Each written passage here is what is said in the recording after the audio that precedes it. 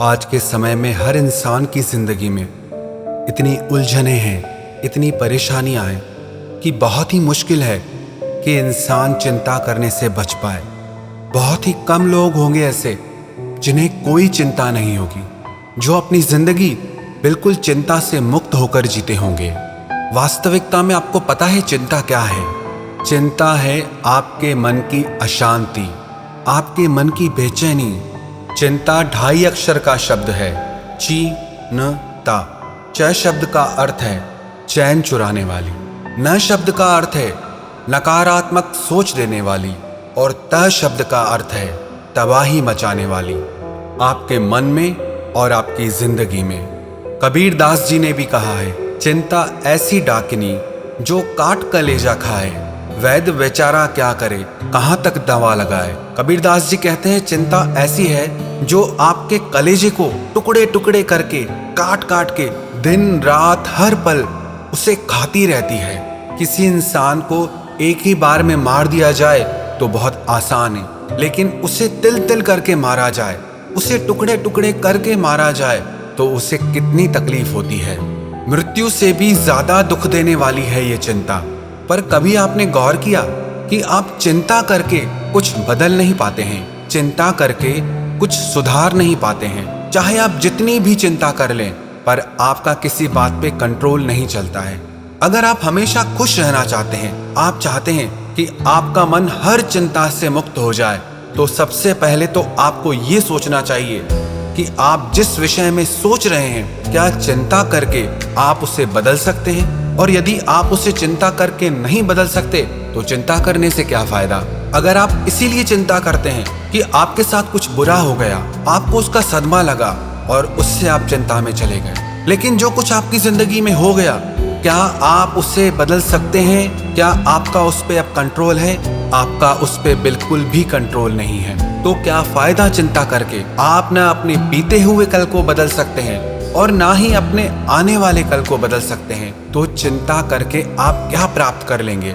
एक जंगल में एक झोपड़ी के अंदर 2 भिक्षु रहते थे। एक दिन वो नगर में भिक्षा करने के लिए गए, लेकिन जब वो भिक्षा करके वापस लौटे तो उन्होंने देखा कि उनके झोपड़ी के ऊपर जो छत थी, एक तूफान आया और उसमें उनकी छत उड़कर चली गई। उनमें से एक भिक्षु बहुत रोने लगा कि मैंने एक तो पहले ही सारा संसार छोड़ दिया परमात्मा की प्राप्ति के लिए, आत्मा के ज्ञान के लिए, लेकिन परमात्मा तुझे मुझे दुख देने में बड़ा मजा आता है। एक छोटी सी झोपड़ी वो भी तुझसे सहन नहीं हुई, उसकी भी छत तूने तूफान में उड़ा ली। लेकिन दूसरा भिक्षु जब उसी बिना छत वाली झोपड़ी के अंदर सो रहा था तो उसने देखा कि रात में चांद तारे कितने सुंदर लग रहे हैं। वो मन ही मन परमात्मा को धन्यवाद देने लगा कि रात इतनी सुंदर होती है, मैंने कभी सोचा भी नहीं था। अच्छा हुआ परमात्मा कि तूने हमारी झोपड़ी की छत उड़ा ली, वरना कभी हमें पता ही नहीं चलता कि रात को सोते समय चांद तारों को देखना कितना अच्छा लगता है। अगर मुझे पता होता कि बिना छत के इतनी अच्छी नींद आती है और इतना अच्छा नजारा देखने को मिलता है, तो मैं पहले ही छत को हटा देता। अब परिस्थिति दोनों के लिए सेम है, एक जैसी है, लेकिन मन स्थिति दोनों की अलग है। परिस्थिति चाहे कैसी भी हो, लेकिन उसमें आपको खुश रहना है या दुखी रहना है, ये सब कुछ सिर्फ आप पर निर्भर करता है। परिस्थितियां हमें चिंता नहीं देती, हम उन परिस्थितियों को कैसे लेते हैं उससे हमें चिंता होती है। कुछ लोग ऐसे होते हैं, कहीं से कोई बुरी खबर सुन लेते हैं, कोई ऐसी बात सुन लेते हैं तो उससे उनको चिंता होने लगती है कि कुछ गलत ना हो जाए। किसी दूसरे के घर में चोरी हुई तो मेरे घर में ना चोरी हो जाए, किसी और के साथ गलत हुआ तो मेरे साथ ना गलत हो जाए, किसी और के घर में छापा लगा तो मेरे घर में ना छापा लग जाए। पता है, कई बार सोच सोच के ही आप उस नेगेटिविटी को अपने घर ले आते हैं। आपके घर में होती नहीं है, लेकिन सोच सोच के जो बात ना भी होने वाली हो ना, वो एक दिन सच में हो जाती है, क्योंकि आपने उसे सोच सोच के इतना आकर्षित किया कि वो आपकी जिंदगी में आ जाती है। एक व्यक्ति था जो कहीं से भी लोगों की बात सुन लेता था तो उस पर विश्वास कर लेता था और उसी हिसाब से चलता था। उसकी बीवी उससे बहुत परेशान थी, एकदम वहमी हो गया था। उसे जो जैसा कहे उनकी बातों में आके वैसा ही करने लग जाता था।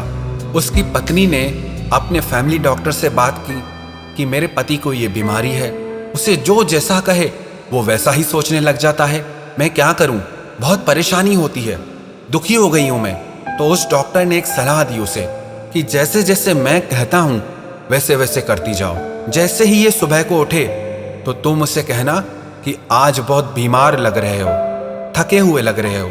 और यही बात नौकर को भी कहनी है, यही बात जो तुम्हारा वॉचमैन है उसे भी कहनी है, जो तुम्हारा ड्राइवर है उसे भी कहनी है। जब वो ऑफिस पहुंचे अपने, तो वहां के लोग भी उसे वही बात कहें। तो उसकी पत्नी ने कहा ठीक है।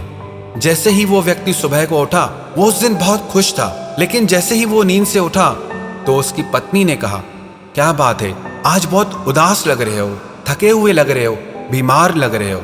उसके पति ने सोचा मैं तो बहुत खुश हूं, लेकिन मेरी पत्नी ऐसा क्यों कह रही है कि मैं बीमार लग रहा हूं। फिर उसने आईने में शक्ल देखी तो मन में सोचने लगा कि हाँ, मुझे भी थोड़ी मेरी तबीयत ठीक नहीं लग रही। जैसे ही वो नहा धो के तैयार होके आया तो नौकरों ने भी यही बात कही कि मालिक, आज आप बीमार लग रहे हो, क्या बात हो गई है। जब वही बात नौकरों ने भी कही तो उसका विश्वास पक्का होने लगा। उसने कहा हाँ, मुझे भी थोड़ा थोड़ा लग रहा है कि मेरी तबीयत ठीक नहीं है।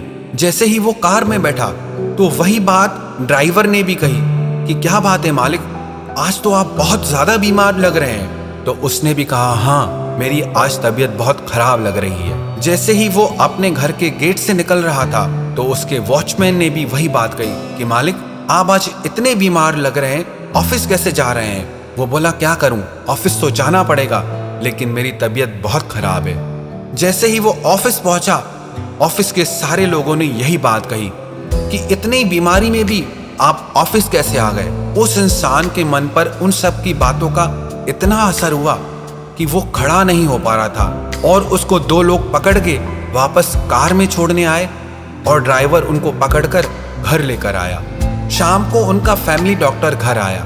उसने उनकी तबीयत चेक की और उनसे कहने लगा आपको कोई बीमारी नहीं है। वो व्यक्ति कहने लगा कि नहीं, मैं बहुत बीमार हूं, मुझ में खड़ा रहने की भी ताकत नहीं है। फिर उस डॉक्टर ने उन सारे लोगों को बुलाया, सबको इकट्ठा किया और वो सारी हकीकत उस व्यक्ति के सामने रखी। जब उसने ये सारी बातें सुनी तो वो बहुत हैरान हो गया कि इन सब लोगों ने जो झूठ मेरे मन में डाला, मैंने उसे सच मान लिया। जो बातें मैं सुनता रहता हूँ उन्हें सच मान लेता हूँ और उसकी वजह से मैं हमेशा चिंता करता रहता हूँ और उसकी वजह से मैं हमेशा डरता रहता हूँ। और पता है ये कहानी किसकी है? ये कहानी हमारी है। हम भी बेवजह डरते हैं, हम भी बेवजह चिंता करते हैं। कुछ सुन लेते हैं तो डर जाते हैं, कुछ देख लेते हैं तो चिंता में पड़ जाते हैं। हमारा डर, हमारी चिंता सच नहीं है।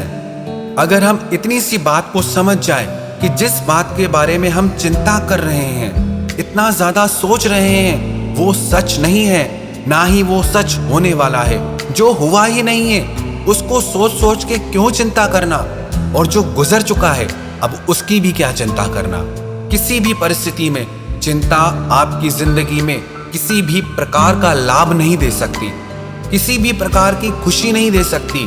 तो आज से, अब से अपने मन में ये निश्चय कर लो, परिस्थिति चाहे कैसी भी हो, लेकिन हमारी मन की स्थिति कभी नहीं बिगड़ेगी। चाहे कैसी भी परिस्थितियां आ जाए, लेकिन हम चिंता नहीं करेंगे।